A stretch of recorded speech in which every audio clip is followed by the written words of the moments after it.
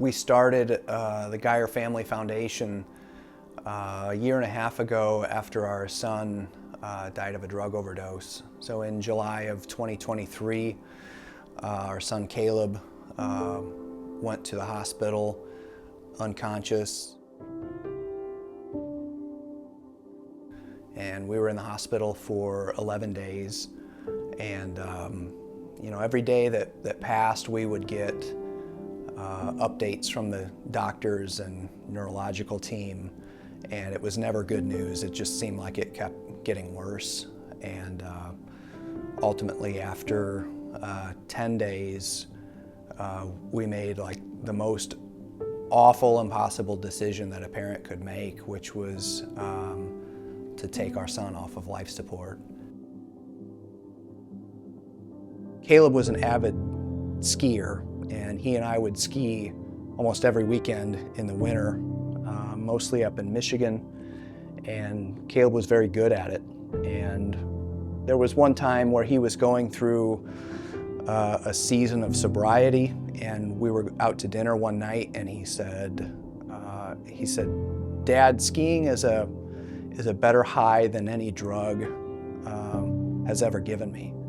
And when Caleb passed, we wanted to obviously remember him and give an opportunity to anybody to go skiing and to do what he thought he was so passionate about. Steph had the idea of starting the foundation, and I think we just kind of fed off of each other on what we do, what the purpose of it would be, and skiing was the obvious choice, to expose guys that have never been exposed to anything like that before. It was kind of organic because I had the desire to start a foundation and kind of carry on Caleb's memory, and we knew that Caleb loved to ski. Dustin came up with the idea of partnering with Teen Challenge. Well, my name is Josh Eaton, and I'm the Executive Director of Adult and Teen Challenge of Northern Indiana. We help men who are struggling with really any life-controlling addiction or problem. A lot of times that will look like drug addiction, alcoholism, or the things like that we might think of, but really what we find is there's a wide variety of issues out there that men are struggling with that's keeping them from getting where they need to go. And so we help those men. One of the main things that sets us apart is the fact that our program, the foundation, is set on Jesus Christ and Christ alone. All of our programming is straight from the Bible, straight from Scripture. And our whole goal and aim, more than teaching a man to deal with his addiction, is teaching a man how to encounter the love of Jesus Christ. And we've seen that change lives time and time again. We approached Josh at Teen Challenge. We had the idea of taking guys that were in a similar position that Caleb was in and give them the opportunity to go skiing or snowboarding and share that passion that Caleb had with it.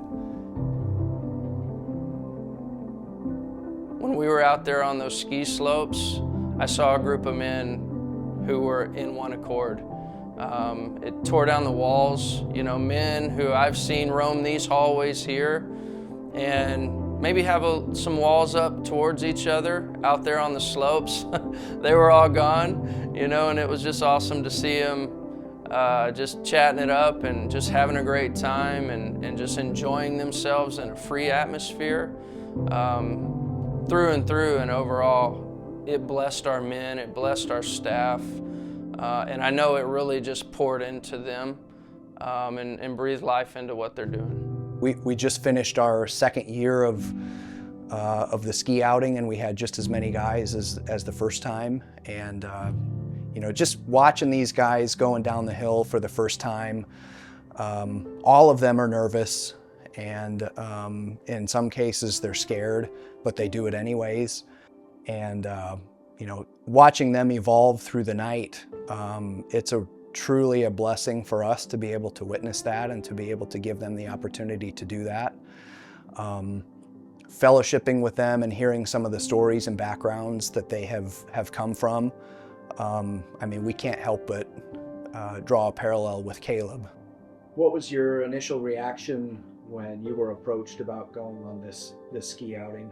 They asked who wants to go, and my hand went straight up in the air. I was excited. It sounded like so much fun. I was like, dude, that sounds awesome. I mean, I went snowboarding a lot when I was younger, before I got like really heavily into my mess, and it was always just a way for me to find joy in life without validating like substances or feelings. You had to pick a moment on the slopes that just kind of stuck out to you. What is that? On the lift, I was horrified of heights, and the Lord was there with me. I prayed, like, Lord, I don't know how in the world I'm gonna get through this, but have your protection over me, and He gave me peace. The first time I went down the Black Diamond, I didn't fall or nothing. I was just like, dude, that was awesome. And I get down there, and one of the guys, he's a staff member here, his name's Steve. He was like, dude, good job. I was like, it made me feel awesome, dude. Tell me a little bit about your wreck. One of the staff members here convinced me to go onto the Black Diamond because I was so good, and so I decided to. Went down the hill twice successfully, and the third time I hit one of the ramps they got there. By the time I'm up in the air, I'm just now processing that this is happening and I don't know how to land.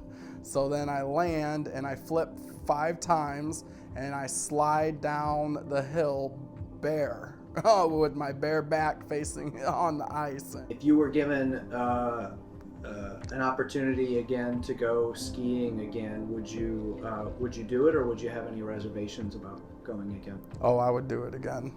I would love to go again.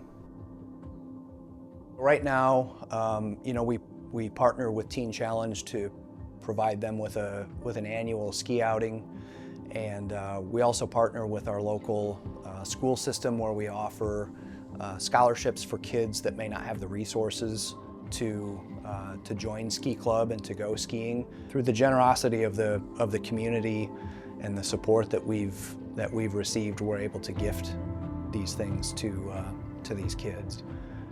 Giving these guys and gals an outlet that, you know, your life doesn't have to be consumed with substance abuse or problems with your family, that there are things that are out there that people can do to cope with stuff that they're going through, and everybody is going through something, and to be able to give these opportunities to people that are going through something that they may not have the resources to do, boy, what a great opportunity for us to try to step in and fill that hole.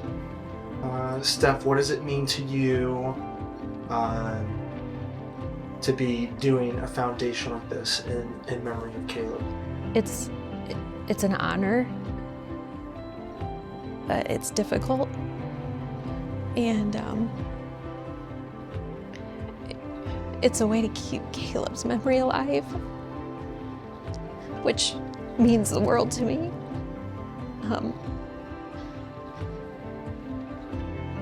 So I'm honored to do this, and I hope it blesses someone's life in Caleb's memory.